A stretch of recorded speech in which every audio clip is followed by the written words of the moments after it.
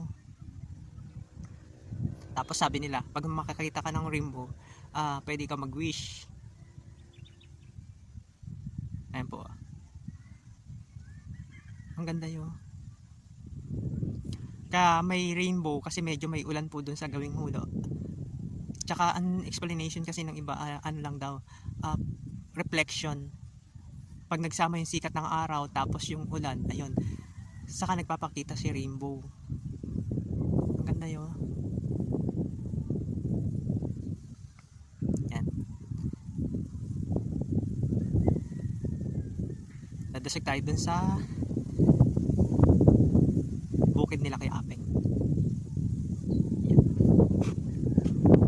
Yan. Nandiyan po kasi siya nagbubungkal ng lupa. Siguro pagtataniman din po nila ng sibuyas.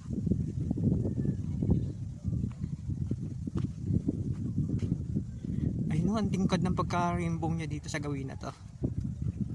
Kaya lang hindi po natin makakuha ng full kasi parang medyo mas malapit tayo ng konti. Kung medyo malayo lang tayo or naka-adjust sa gawing baba, mas makikita siya ng buo. Ayan. Oo nga, nagsusuyod si Apeng. Di ba kaganda? Ayan po siya. Tapos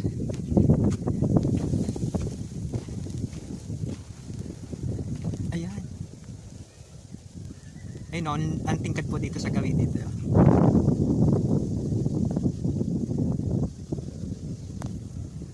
Ayan, si Apeng. Kaya Apeng, tataniman nyo din ng sibuyas? Transplant. Transplant. Balasay. Report mo ba? Alam naman po nila. Alam ni Russell? Aha.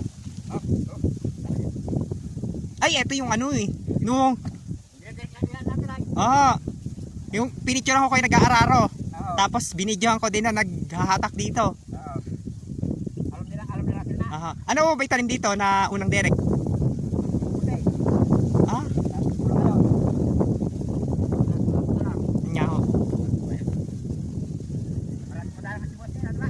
Marami nga po yung mga nauna tapos nagsunod-sunod naman po kasi yung bagyo.